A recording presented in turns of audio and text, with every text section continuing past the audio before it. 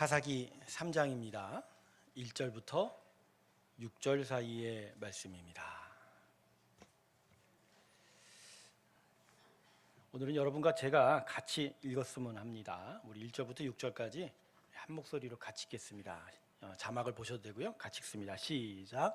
여호와께서 가나안의 모든 전쟁들을 알지 못한 이스라엘을 시험하려 하시며 이스라엘 자손의 세대 중에 아직 전쟁을 알지 못하는 자들에게 그것을 가르쳐 알게 하려 하사 남겨두신 이방 민족들은 블레셋의 5 군주들과 모든 가나안 족속과 시돈 족속과 바알 헤르몬 산에서부터 하맛 입구까지 레바논 산에 거주하는 히위 족속이라. 남겨두신 이 이방 민족들로 이스라엘을 시험하사 여호와께서 모세를 통하여 그들의 조상에게 이르신 명령들을 순종하는지 알고자 하셨더라.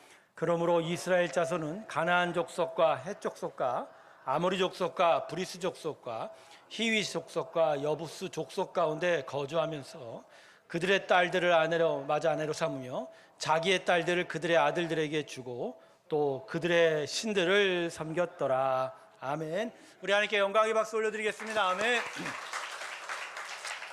아까도 인사드렸는데 추석 잘 보내셨죠?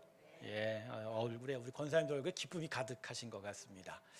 저도 잘 보냈습니다. 예, 저번 휴가 간다 한 지가 언젠데 또 다시 연휴 때 노니까 마음에 미안한 마음도 들고. 예, 오늘 낮에요. 아까 일부 예배 끝나고 요 앞에 건물 앞에 좀 볼 일이 또 나갔다가 따뜻한 햇볕을 그 거리를 한 몇 분 좀 걸었어요. 그랬더니 뭔가 여유를 느낄 수 있었던 그런 시간이었는데 이번 추석 연휴가 여러분들한테 어떤 참된 영적 여유의 시간이 되셨는 줄로 저는 믿습니다. 이제 10월이죠. 연휴가 이틀 남긴 했지만 이제 벌써 올해가 석 달도 채 남지 않게 됩니다. 우리 성도들이 이번 석 달 남은 시간 이전보다 더 근면하고 성실히 신앙생활하기를 원합니다. 그래서 계속적으로 믿음의 삶을 이어가면서 믿음의 목적지에 정말 완주하여 귀한 승리를 이루시길 주님의 이름으로 축원합니다. 기도하겠습니다. 하나님, 오늘 우리의 마음에 기쁨을 주시고 또 하나님을 예배할 수 있게 해주시니 감사합니다. 우리의 영혼의 문을 두드리실 때 성령을 통하여 우리가 우리의 마음의 문을 열어 하나님의 음성을 듣게 하여 주시옵시고 심령에 새기게 하여 주셔서 더욱 주의 은혜를 향하여 나아가는 저희의 믿음의 길 되게 하여 주시옵소서. 감사드리며 예수님의 이름으로 기도드립니다. 아멘. 우리 신앙생활 속에서 하나님께서 중요하게 보시는 것이 있다면 그건 아마도 의지일 겁니다. 의지. 왜 그럴까요? 하나님이 우리에게 주신 믿음은요, 당신에게 가장 귀한 것을 아낌없이 내어줬기 때문이죠. 그분은 십자가에 자신의 아들 독생자 예수를 아낌없이 내어 주셨습니다. 죽이기까지 우리를 사랑하셔서 주신 것이 우리의 구원, 믿음이기 때문에 당신이 그렇게 소중하게 여긴 것들을 우리에게 주셨기 때문에 우리가 그걸 정말 소중하게 여기는 그 의지 말입니다. 그게 하나님 우리의 삶 속에서 매우 중요하게 보시는 것이다라는 것이죠. 그래서 여러분 신앙의 삶에 있어서 의지가 중요합니다. 이 장로교는요, 보통 하나님의 예정, 선택을 많이 강조하다 보니까 신자들의 어떤 의지에, 적극적인 의지에 신앙의 삶에 대해서 많은 부분을 할애하지 못하는 부분이 있거든요. 그렇지 않습니다. 성경은 하나님의 선택과 예정에 대해서 이야기하고 주신 선물인 믿음을 이야기하지만 그러나 그 믿음을 우리가 어떻게든지 지켜야 될 것에 대해서도 분명하게 가르쳐 주고 있는 것이죠. 그래서 신앙의 삶에 중요한 것은 의지라고 할 수 있는 것입니다. 출애굽의 놀라운 역사를 통해서 구원해내신 이스라엘 백성에 대한 하나님의 초점이 바로 이 의지였어요. 여러분이 이스라엘 백성을 향하여 하나님께서는 율법을 주시고 그 율법을 지키나 안 지키나만 판단하시는 줄 알았는데 그렇지 않습니다. 하나님은 언제 어디서나 외양을 보지 않으시고 마음의 중심. 근데 그 마음의 중심이라는 건 과연 뭐냐? 하나님께서 그렇게 귀하게 베풀어 주셨는데 그걸 소중하게 지키려고 하는가? 그것을 내가 계속 지키려고 애를 쓰는가? 바로 이 의지에 관한 이야기죠. 사사기는 바로 이 이야기에 대해서 우리에게 가르쳐 주고 있습니다. 물론 이제 사사기에 나오는 이스라엘 백성은 이 의지를 지키지 못해서 하나님의 결국 거룩한 기대를 이루지 못한 일들이 나타나게 되었지만 우리는 사사기 읽으면서 우리 마음에 정말 나에게 소중한 걸 주었는데 내가 그걸 어떻게 지켜갈 것인가에 대해서 우리가 귀한 마음의 어떤 뭐랄까 은혜 받는 일들이 우리에게 필요할 것입니다. 오늘 본문 말씀은 사사기 초반부의 기록이에요. 사사기는 두 가지를 우리에게 이야기합니다. 첫 번째는 이스라엘이 어떻게 하다가 타락해서 이방 족속의 압제를 받게 됐는지에 대한 이야기고, 두 번째는 그럼에도 이스라엘 백성을 세워가시는 하나님의 역사, 그 은혜에 대해서 또한 함께 말하고 있습니다. 근데요, 제가 이 사사기를 읽으면서 느끼는 것이 하나 있는데, 이스라엘 백성의 타락이 너무나 급격하게 진행이 되었다. 너무나 빠른 시간에 진행이 되었다. 여호수아와 그 세대가 가나안 땅을 정복한 후로부터 한 세대가 지나기 전에 20년도 안 돼서 30년도 채 되지 않아서 그 다음 세대는 급속도로 타락하여 이방 족속의 지배를 받게 되는 거죠. 세상 말에 부자는 못 먹어도 3대는 간다 그러죠. 그래서 한국 기독교인들은 그런 얘기 많이 합니다. 예수 잘 믿으면 3대 4대가 복 받는다 이런 얘기 많이 해요. 근데 가만히 그 얘기를 들여다보면 그게 복인지 독인지가 분간이 안 돼요. 가령 이제 옛날 어른들이 이런 얘기를 합니다.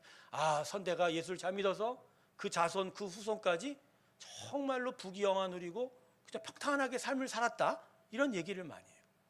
물론 하나님께서 믿음의 자손들을 향한 하나님의 지키심의 은혜는 있지만, 그러나 그들의 부귀영화가 오히려 그 세대의 믿음에 독이 될 수 있다는 거예요. 즉 우리는 복이라는 것을 분별해서 써야 돼요. 이게 진짜 복인지 독인지 말이에요.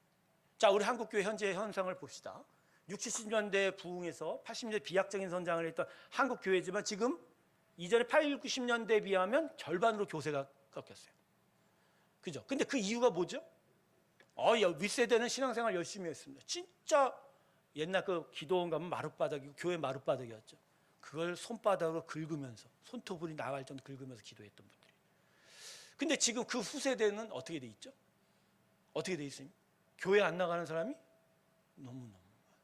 물론 교회 안 나간다라는 게 과연 구원의 은혜에 어떤 일과 관련이 있을지 모르겠지만, 왜 믿음의 첫 세대가 그렇게 엄연히 살아있음에도 불구하고 왜 그 다음 세대는 지금 믿음의 인생을 살아가지 못하는 일이 있을까? 여러분, 바로 이 부분에 대해서 사사기가 우리에게 귀한 이야기를 나누어주고 있는 거예요. 여호수아와 그 세대가 가나안 땅을 다 정복한 이후에 불과 한 세대가 지나기 전에 그 다음 세대는 급격하게 타락을 해버렸다. 사사기가 우리에게 주는 가장 귀한 교훈이 바로 이거라고 저는 생각합니다. 왜 이렇게 빨리 급속도로 타락했을까? 이 부분에 대한 어떤 안타까움을 우리가 갖게 됐을 때 우리 자신의 모습을 여기서부터 되돌아보면서 믿음의 귀한 일들을 회복하고 이루어 나아가게 될 수 있을 줄로 믿습니다. 자, 그러면 오늘 말씀은 이스라엘 백성의 급격한 타락과 몰락에 대해서 어떻게 말씀하고 있는가? 일단 본문 1, 2절을 보면요, 하나님께서 이 백성들, 이 여호수아 이후의 세대에 대해서 뭐라고 얘기하시냐면 가나안 정복 전쟁을 알지 못하는 세대다라고 이렇게 이야기합니다. 거듭 2번이나 반복해서 이야기하고 있어요. 자, 여러분, 이 사사기의 이러한 언급은 두 가지 의미가 있어요. 첫 번째는 여호수아 이후의 세대는 하나님을 잘 알지 못했다는 거예요. 그 부모 세대가 하나님을 정말 잘 알았음에도 이 다음 세대는 하나님을 몰랐다는 거예요. 어떻게 이럴 수 있을까라는 그런 안타까움을 갖게 되고, 두 번째는 그래서 이 세대는 하나님을 알아야 된다. 하나님을 만날 필요가 있다. 그래서 오늘 본문 2절을 보면요, 그것을 가르쳐 알게 하려 하사 이렇게 이야기합니다. 즉, 첫 세대가 가나안 정복을 했지만 아직 남겨놓은 이방 족속들이 있거든요. 바로 이 이방 족속들을 통해서 이 다음 세대는 하나님의 크신 역사와 긍휼함을 경험할 수 있는 일이 필요하다, 이런 얘기. 결국 이 일을 통해서 이들이 하나님을 깨닫게 되면 그게 복이 된다, 이런 이야기를 하고 있는 거예요. 그래서 오늘 본문 말씀은 여호수아 이후 세대가 하나님을 잘 알지 못하고 있다는 것을 강조하면서 동시에 하나님은 이들에게 당신을 알려주고 싶어, 그래서 역사하실 것이다라는 마음까지 가지고 계신다. 그래서 저는 이 사사기 오늘 3장 1절과 2절을 통해서 어떤 하나님의 어떤 거룩한 기대, 끊임없는 기대에 대해서 다시 한번 생각해 봅니다. 하나님은 언제나 우리를 향하여 기대를 품고 계십니다. 할렐루야.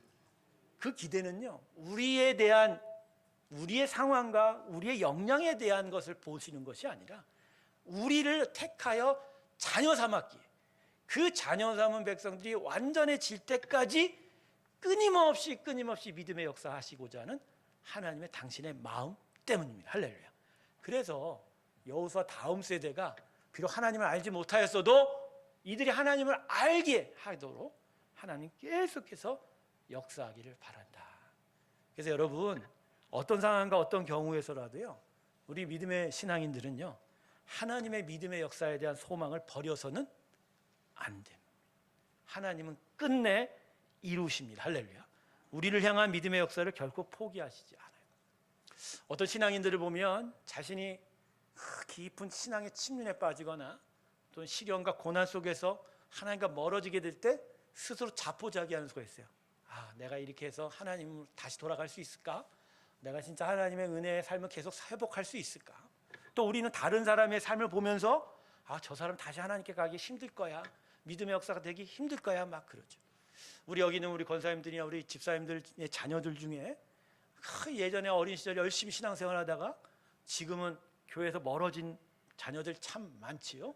그럴 때마다 여러분 보실 때마다 마음이 안타까움이 있지만 한 구석에서는 어떤 마음이 들어요?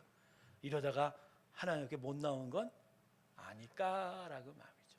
그럴 때마다 여러분 하나님의 마음을 믿으시길 주님의 이름으로 축원합니다. 그분은 어떻게 해서든지 끝까지 당신의 믿음의 역사를 이루시기를 원한다. 할렐루야.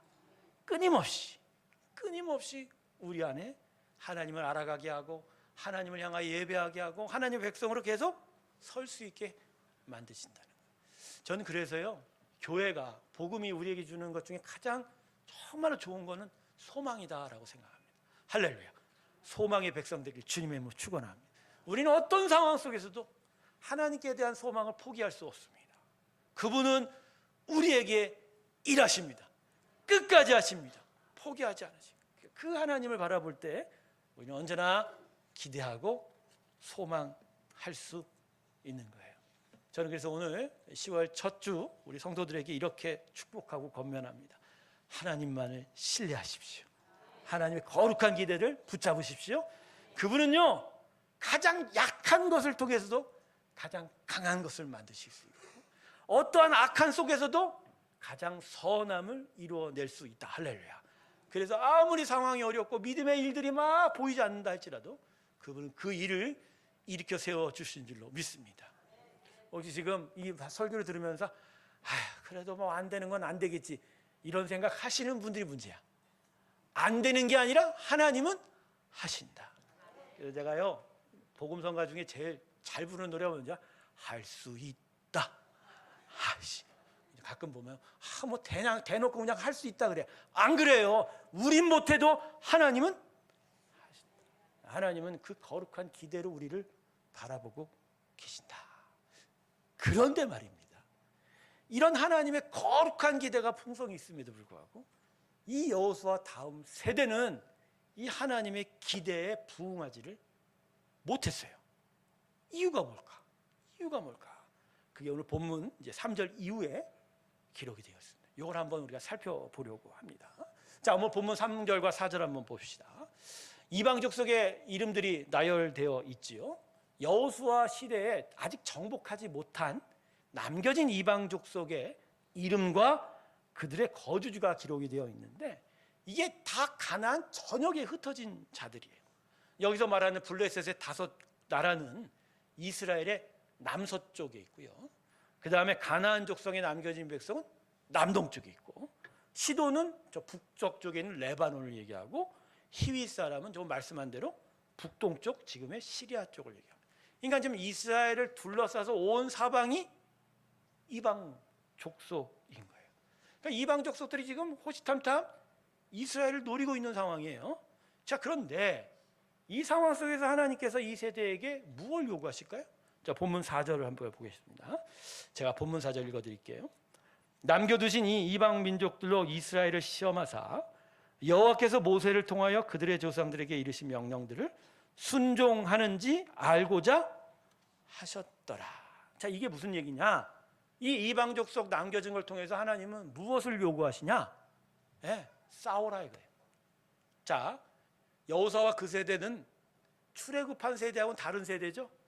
출애굽한 세대는 38년 동안 광야에서 유랑하다가 광야에서 죽었고요. 그 다음 세대가 요단강을 넘어 가나안 땅을 정복하지 않았습니까? 근데 이때 출애굽 전 세대는, 원래 세대는 홍해를 경험했어요. 시내산의 하나님의 영광도 경험했어요. 그런데 여호수아 세대는 그걸 경험하지 못했어요. 이들에게 어떤 일을 경험하기죠? 가나안 땅을 정복하게 하면서 요단강을 건너가게 하시고 여리고성을 믿음으로 무너뜨리게 하시고 모든 이방 족속들이 강성함에도 불구하고 그 나라를 다 이겨가게 하시는 하나님의 전능하신 능력을 이 여호수아 세대가 경험하게 한 거죠. 바로 이러한 경험들을 남겨진 이 이방 족속을 통해서 다시 그 다음 세대에게 그러니까 전하려 하신 거예요. 너희들이 이 남겨진 백성들과 싸우기만 하면 난 이전에 행했던 그 역사를 다시 일으키리라. 성들을 무너뜨리고 그 백성들을 쓰러뜨리며 이 땅을 너희에게 다 넘겨주리라. 그러면서 하나님의 전능하심과 그 긍휼하심, 그 은혜를 이들이 경험하게 하셨다라는 거예요. 그러니까 사실 이 3절과 4절까지만 해도 하나님의 거룩한 기대가 이들에게 있고 여기에 이들이 부응만 하면 하나님의 크신 은혜의 역사가 다시 일어날 거에 대해서 분명히 약속하시는 것 같아요. 그런데 여기서 여호수아 다음 세대가 매우 큰 실수를 저지르게 됩니다. 어떻게 하죠? 싸워야 되는데 이들이 싸웠습니까? 안 싸웠습니까? 안 싸웠어요. 안 싸웠어요. 왜 안 싸웠을까요? 착각한 거죠.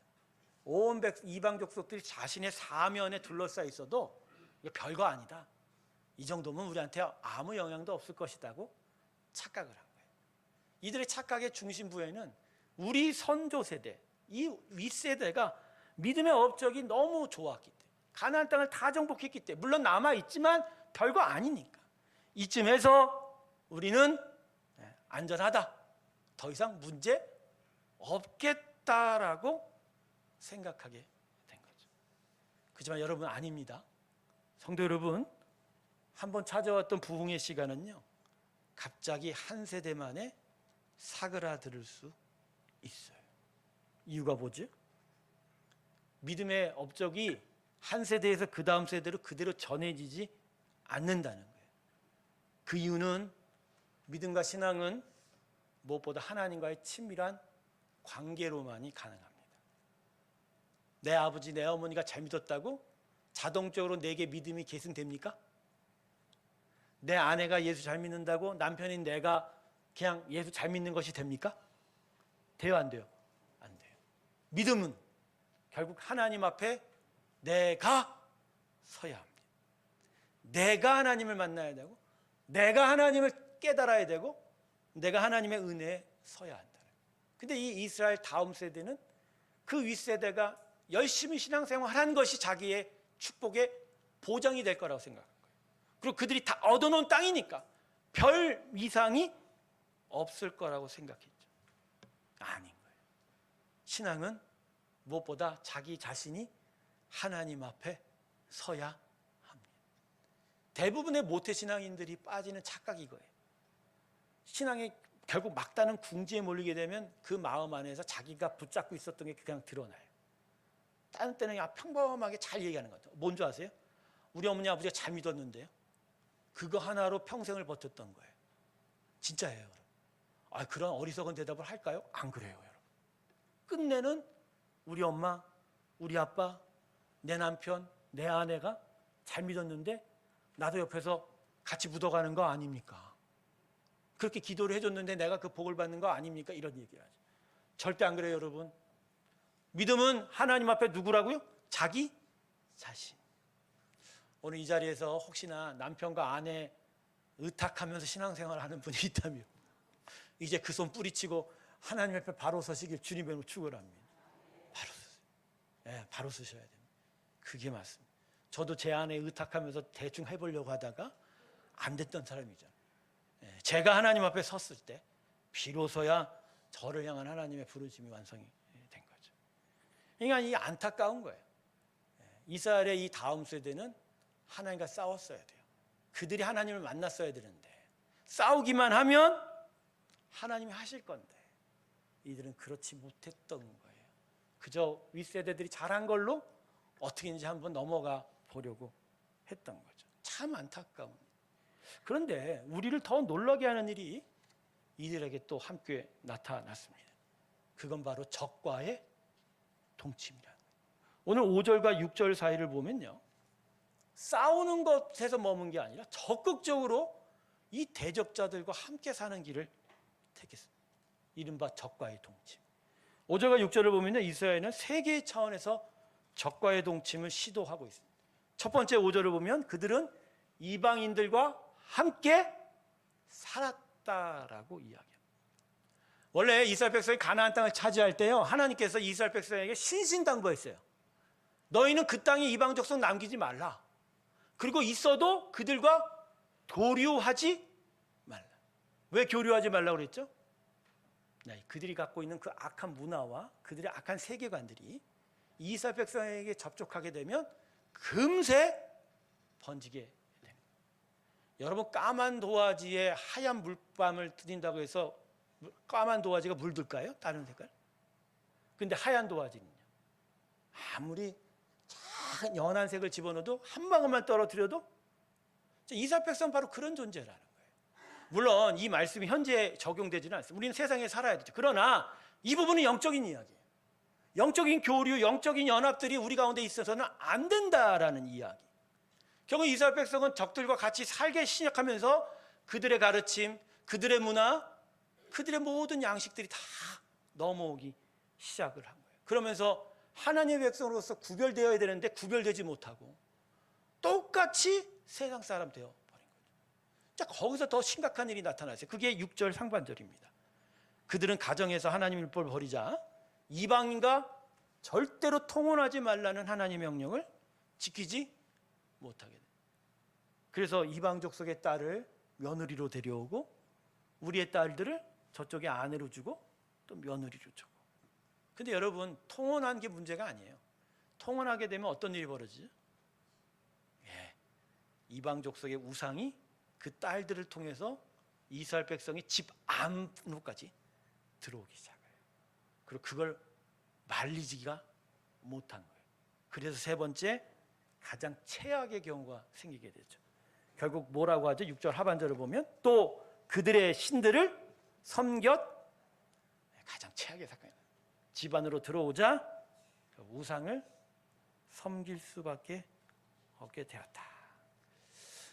여러분, 이 세 가지가 의미하는 바가 무엇일까요? 이들은 하나님을 택했지만 결국 이방 족속을 택해버린 겁니다. 하나님의 말씀과 그 명령을 따르지 않고 이방 족속이 보여주는 달콤함을 택한 거예요. 그러니까 영적인 가치보단 육적인 편안함을 택한 거예요. 싸울 때 얼마나 불편하고 얼마나 피가 흐르겠습니까? 하지만 이 적과 동침하게 되면 그들의 모든 것이 다 내 것이 되고 편안하게 되고 또 그들의 달콤함을 내가 누릴 수 있게 되는 거죠. 그래서 이스라엘 백성의 다음 세대는 생각도 안 해보고 그냥 덜커덕 적과의 동침을 택해버리고. 그런데 그러면서 잃어버린 게 있어요. 뭐죠? 하나님에 대한 믿음 말입니다. 믿음을 잃어버리게 됐어. 20년, 30년이 채 가기 전에 이스라엘 백성은 급격하게 몰락하게 돼요. 여러분, 대부분의 신앙인들이 정말 깨닫지 못하는 게 있어요. 그게 뭔지 아세요? 믿음 잃어버리는 게 두렵지가 않은 거예요. 이런 생각 많이 해요. 믿음 뭐 나중에 또 찾지. 나중에 뭐 교회 가면 내가 얻을 수 있지, 그러죠. 근데 여러분, 믿음은 누가 주신 거죠? 내가 만든 거예요? 근데 여러분, 그 선물을 내다 버리면 그 선물 어디서 찾죠? 잃어버리지 말아야 할 중에 진짜 잃어버리지 말아야 할 게 이 믿음인데, 이거 잃어버리는 거 별거 아무렇지도 않게 생각해. 그럼 나중에 까짓 나중에 다시 얻으면 되지. 못 얻는다니까요.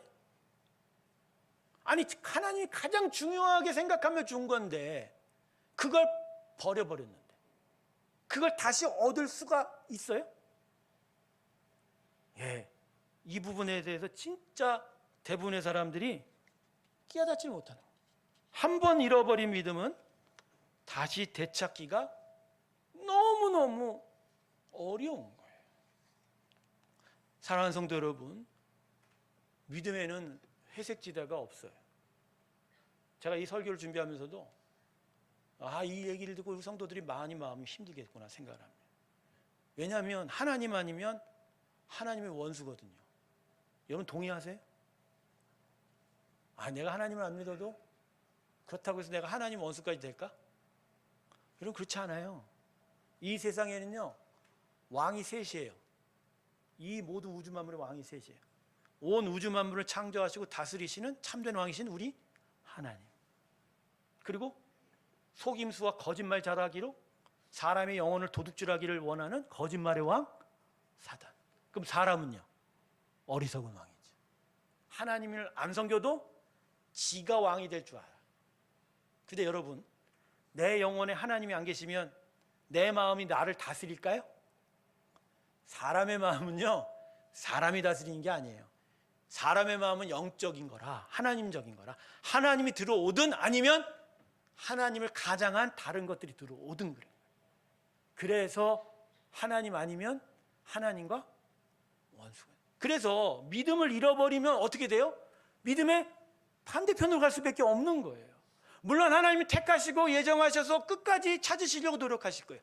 당신의 은혜로 끊임없이 귀한 자녀의 일들을 행하실 거예요. 그렇지만 잃어버린 것들을 되찾게 하기 위해서 얼마나 어려운 일들이 찾아오고 너무나 힘든 일들이 찾아오냐라는 거예요.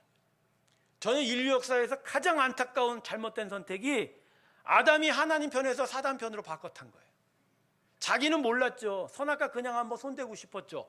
하지만 그 일로 아담은 하나님 편이 아니라 어디 편으로 갔어요? 사단의 편. 정말 안타까운 일이에요. 이 남겨진 이스라엘 백성들이 그냥 손에 총칼을 들고 싸우기만 했었으면 됐어요. 그러면 또다시 여리고성을 무너뜨리는 기적을 주실 거고 또다시 요단강을 가르시는 역사를 주실 거고 그래서 그 백성들이 믿음의 역사를 만들어내고 긍휼하신가 그 전능하신 역사 속에서 그들을 복되게 하실 하나님의 일들이 기다리고 있었는데 이 백성은 너무나 쉽게 적과의 동침을 전격적으로 당해버린 거예요. 몇백 년이 흐른 게 아니라 고작 몇 년이요? 20년 말입니다. 이들의 타락과 몰락이 이렇게 너무나도 빨리 급작스럽게 이루어지게 된 거다. 그래서 여러분, 이스라엘 백성들의 신앙의 문제는 지식의 문제가 아니라 의지의 문제입니다.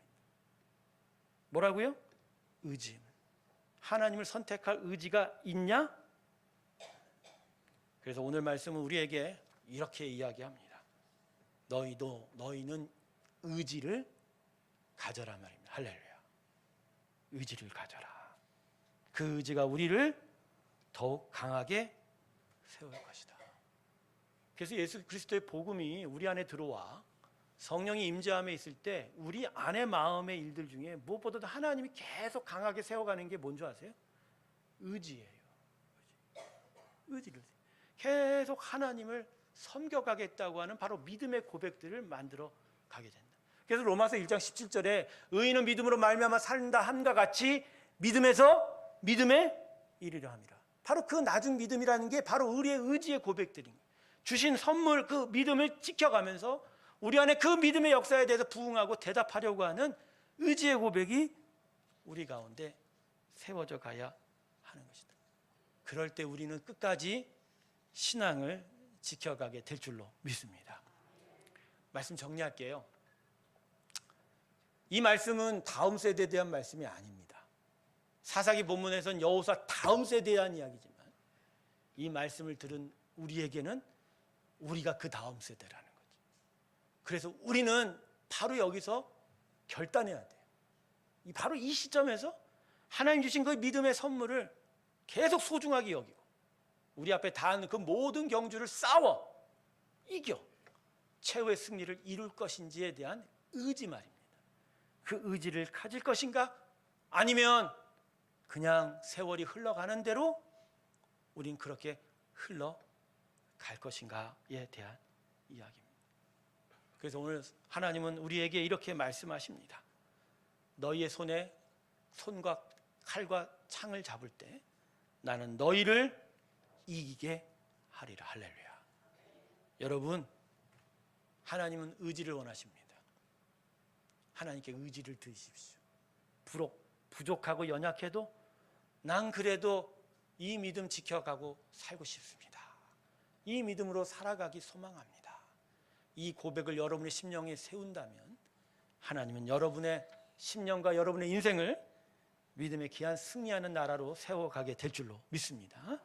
이 의지를 세워가면서 남겨진 석 달과 또 앞으로도 계속될 우리의 믿음의 삶에 계속되는 승리의 역사가 있길 주님의 이름으로 축원합니다.